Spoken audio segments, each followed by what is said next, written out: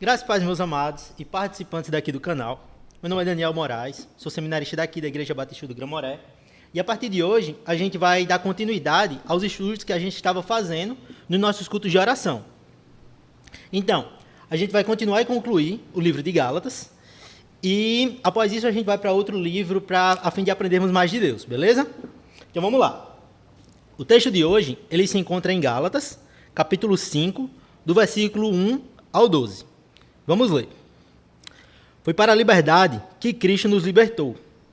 Portanto, permaneçam firmes e não se julguem e não se deixem submeter novamente a um jugo de escravidão. Ouça bem o que eu, Paulo, lhes digo.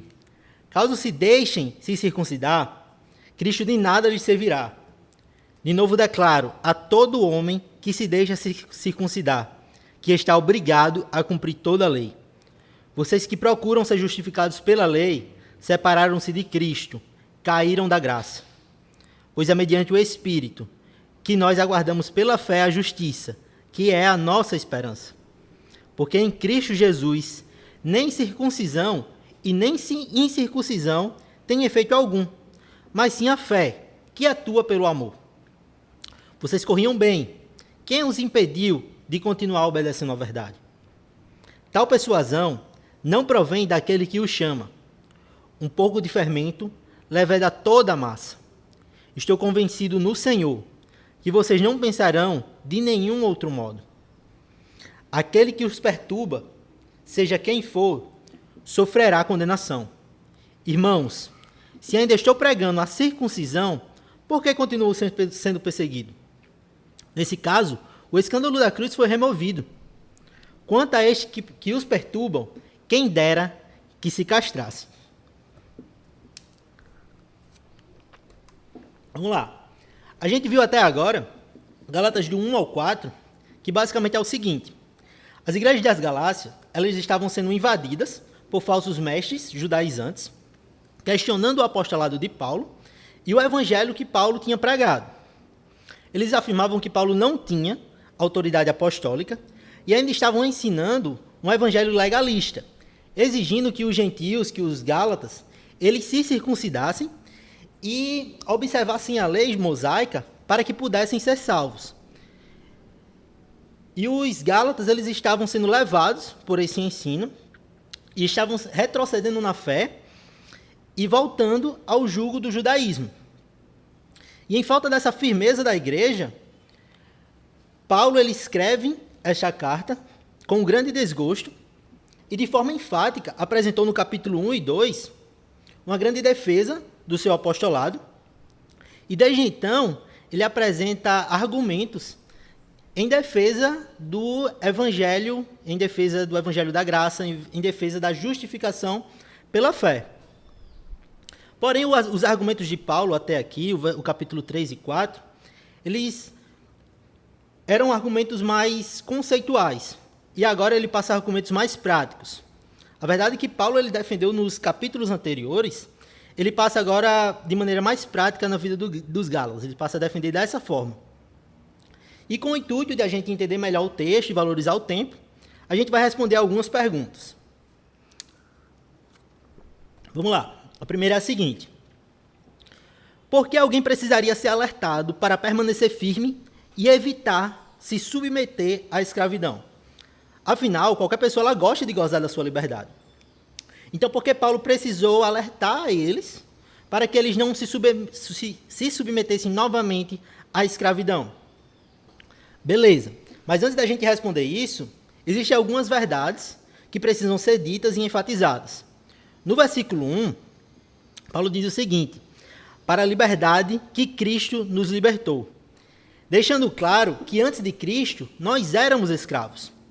Éramos escravos da lei, olhando para esse contexto, mas também éramos escravos do diabo, da carne e do mundo, olhando lá para Efésios capítulo 2. Enfim, o foco é que antes de Cristo, nós éramos escravos. E outra ênfase nesta frase é que fomos libertos por Cristo. Cristo nos libertou. Nós não temos mérito nenhum nisso. Foi Cristo que foi lá e nos libertou do cativeiro que estávamos aprisionados. Não foi por sermos bonzinhos. Não, foi Ele e não nós. E aí entra o grande problema, que que a humanidade ela tem com o Evangelho. E, ao mesmo tempo, ela responde a nossa pergunta. Como eu falei, os judaizantes eles estavam querendo que os cristãos voltassem ao jugo da lei, afirmando que eles precisavam se circuncidar para alcançar a salvação. Eles precisavam voltar para as práticas da lei, que eles precisavam participar dessa sua salvação. Então, o que eles estavam pregando era justamente a participação do indivíduo na salvação. Eles afirmavam que nós precisamos nos esforçar para sermos salvos. Eles estavam se apoiando em obras da lei, ou seja, nas práticas, em obras humanas, ou seja, nas práticas da lei. Acreditavam que se conseguissem seguir uma cartilha de certo e errado, eles seriam salvos. Eles estavam se sustentando em suas próprias obras. E confiar em si mesmo é um grande problema. E nós temos muito esse problema. A gente quer ter mérito nas coisas. Os Gálatas eles queriam ter mérito na salvação. Eles queriam basear a sua salvação nos seus próprios esforços. E esta é a nossa natureza. Essa é a natureza humana, a natureza pecaminosa que habita em nós. Nós queremos ter o controle de tudo, inclusive o da salvação. E aqui está a resposta da nossa pergunta. Por tentarmos alcançar a salvação com nossas próprias forças, nós acabamos caindo em uma escravidão. O que se faz necessário sermos lembrados que não foi para isso que nós somos chamados. Sabe o que é pior? Após 2000 anos, muitos de nós cristãos vivemos escravos do legalismo. Buscamos salvação por nossos méritos. Nos tornamos escravos, deixamos que igrejas ditem o que é certo e o que é errado. Porém, a igreja ela não tem autoridade para ditar o que é certo e o que é errado. A igreja ela deve estar submissa unicamente à Bíblia. E se ela falha nisso, ela está perdendo a essência de ser igreja. Se nós falhamos em confiar unicamente em Cristo, nós estamos nos submetendo à escravidão. Cristo tirou de nós esse jugo. E Paulo argumenta então no versículo 2, que se eu confio na lei, o sacrifício de Cristo é inútil. Olha o que ele fala. Caso se deixem se circuncidar, Cristo de nada servirá. Entenda, os judaizantes eles não estavam querendo tirar Cristo da jogada. Eles estavam querendo acrescentar a lei. Eles estavam querendo aperfeiçoar o evangelho. Porém, o evangelho ele nunca precisou ser aperfeiçoado. O evangelho ele precisa ser vivido. E como nós vivemos isso? Confiando unicamente na obra salvadora de Jesus Cristo. Em resumo, esse versículo 2, ele diz que o legalismo anula a graça.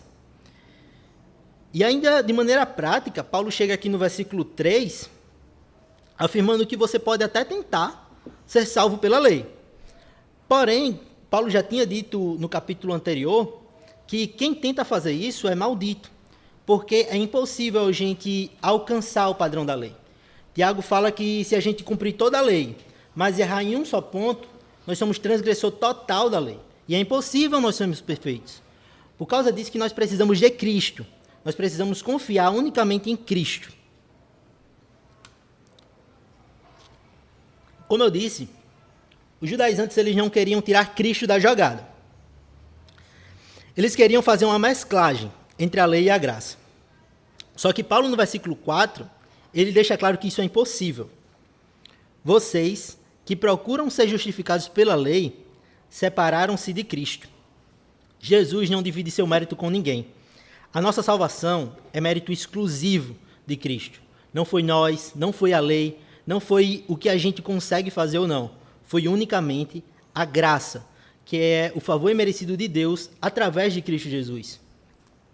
Sendo impossível fazer essa mistura, quem tenta se justificar pela lei, cai da graça. E é um ponto muito importante a ser discutido.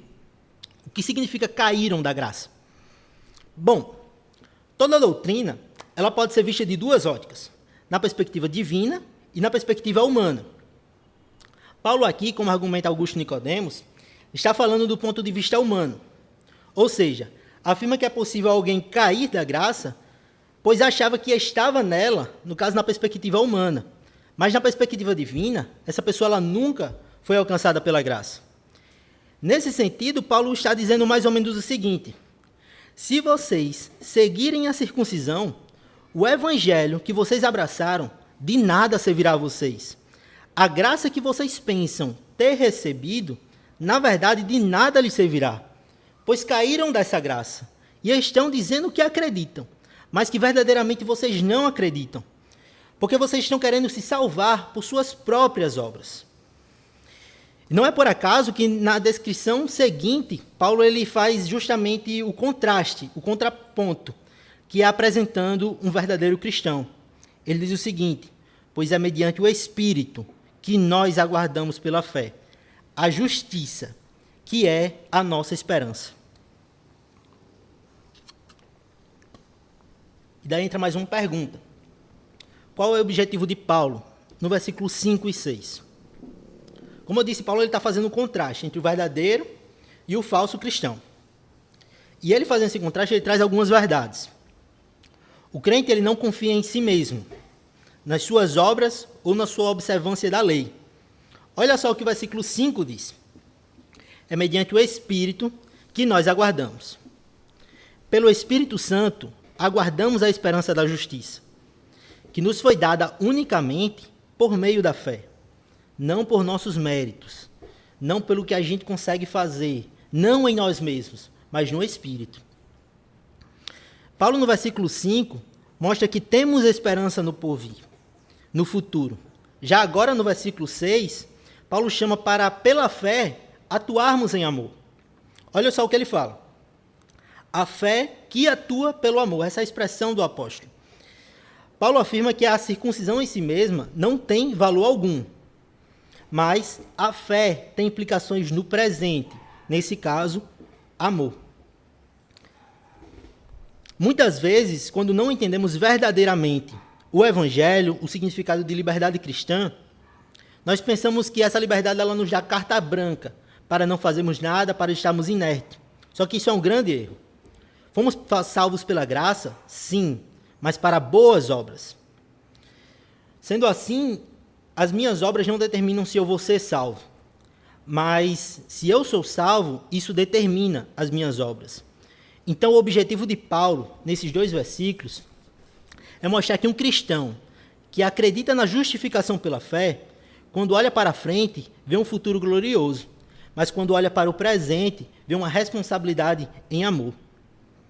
Tudo isso em contraste com o falso crente. Então, a partir do versículo 7, Paulo passa a discorrer sobre os falsos mestres. Vocês corriam bem. Quem os impediu de continuar obedecendo à verdade? A pergunta de Paulo é bem retórica, afinal ele já sabia da resposta. Foram os judaizantes que estavam fazendo isso. Paulo prossegue falando sobre essa influência. Tal persuasão não provém daquele que o chama. Um pouco de fermento leveda toda a massa. E daí entra mais uma pergunta. O que Paulo quis dizer com um pouco de fermento leveda toda a massa? A chave para entender essa pergunta, essa comparação, está no versículo 8, onde diz: tal persuasão não provém daquele que o chama. Paulo está se referindo ao argumento de que era necessário cumprir a lei para alcançar a salvação. Até então, Paulo batalhou com os judaizantes com argumentos lógicos e históricos. Agora, com uma voz de autoridade, declara categoricamente que eles não vêm de Deus. E é nesse sentido que Paulo compara a doutrina deles com o fermento, que leveda toda a massa em que se infiltra. Por exemplo, digamos que a meta é fazer um bolo da moça. O bolo da moça, como todo mundo sabe, não vai fermento, porque o objetivo dele é ter algo mais liguento, algo mais denso. Mas se alguém chega lá e coloca fermento, o bolo ele vai inchar. Então não vai atingir o objetivo final daquele bolo. Então basicamente o que ocorreu? Foi colocado algo que não pertencia ao bolo da moça na massa do bolo da moça. E esse algo que foi colocado foi o fermento. Então o fermento ele inchou o bolo, aparentou até ter mais bolo, mas no fim estragou o bolo. E é nesse sentido que Paulo faz essa comparação. Os judaizantes queriam introduzir normas, inchar o evangelho com isso e aquilo. queriam aperfeiçoar o evangelho com elementos que eles julgavam ser corretos. O ponto de Paulo é o seguinte: tudo que está além do evangelho, o qual foi revelado na Bíblia, é apenas inchaço e legalismo, e isso não vem de Deus. E agora, caminhando para o final, a gente vê Paulo, apesar de triste com essa situação, otimista também. Ele estava confiante, não nos Gálatas, não na lei, não nos esforços dos Gálatas, mas em Deus. Ele estava confiante que Deus preservaria o pensamento dos verdadeiros cristãos. E ainda afirma que qualquer um que deturpar de maneira deliberada, e além disso, querer deturpar outros cristãos, sofrerá uma condenação eterna. E então, ao que parece, no versículo 11, Paulo ele está se defendendo de alguns ataques desses judaizantes. Os judaizantes eles estavam afirmando que Paulo também defendia a circuncisão. E Paulo ele fala que isso não tem sentido. Afinal, se Paulo pregasse a circuncisão, estaria na mesma linha de pensamento deles e não teria sentido ele estar sendo perseguido por eles. Mas Paulo prefere lembrar aos Gálatas qual o centro da sua mensagem e qual o maior problema dos judaizantes com a sua mensagem: a cruz de Cristo. O ensino do evangelho genuíno, salvação unicamente por meio da fé, é uma ofensa aos legalistas. Nesse caso, aos judaizantes. Pois o evangelho tira do ser humano o controle do seu futuro. E para finalizar, a última pergunta, por que Paulo afirma que quem dera que eles fossem castrados? Todos nós sabemos, e quem não sabe vai ficar sabendo agora, que a circuncisão é cortar a pele do órgão genital masculino. Desta forma, tem duas explicações plausíveis para esta afirmação de Paulo. Paulo está usando uma hipérbole, um exagero, com uma pitada de sarcasmo, afirmando que quem deseja ser salvo por meio da circuncisão deveria ir até o extremo da sua religiosidade, arrancando logo tudo, para ver se ele conseguia ser salvo. E um outro ponto, um outro argumento para essa fala de Paulo, é que naquele tempo havia uma deusa pagã chamada Cibele, onde os seus sacerdotes, nos rituais, castravam-se. Portanto, nessa linha de pensamento, Paulo está dizendo o seguinte: se vocês querem viver de forma contrária ao evangelho, é melhor que vocês vão logo para o paganismo. Façam que nem esses outros sacerdotes, castrem-se logo de uma vez, abandonem de vez o evangelho. E daí eu puxo para a gente hoje, igreja brasileira. Hoje não há circuncisão, mas somos tentados por falsos mestres a nos submeter a certas práticas para complementar a salvação. Faça isso, não faça aquilo, enfim. Queremos constantemente inchar o evangelho. Queremos constantemente ter o controle de tudo.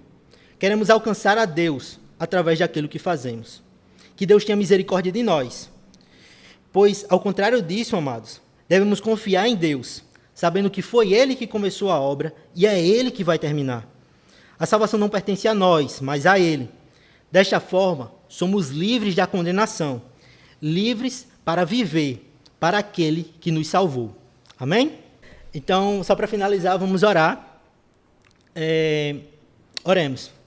Soberano Deus e eterno Pai, graças te damos, Senhor, por tudo, Pai, por tudo que tu tem feito na nossa vida, por, apesar de toda essa situação, tu está no controle de todas as coisas, inclusive, Pai, da nossa salvação, que não depende de nós, Pai, mas depende de ti. Chega, Pai, nos incentivando, Senhor, a entendermos isso, a olharmos para as tuas escrituras e viver o que tu nos mostra, Pai. Toma a frente, Senhor, da igreja brasileira, da nossa igreja, Pai, que a nossa vida, Senhor, venha centrar em glorificar o teu nome e não centrar em nós mesmos, Pai. Que a gente venha viver, Senhor, o evangelho genuíno, Senhor, e defender esse evangelho, Senhor. E é esta a nossa oração, Senhor. Cuida de nós, em nome de Jesus. Amém. Então, meus amados, curta o canal, curta o vídeo, se inscreva no canal, compartilhe o vídeo, para que a gente possa cada vez mais alcançar novas pessoas. E quarta-feira a gente dá continuidade a esse estudo, beleza? Valeu!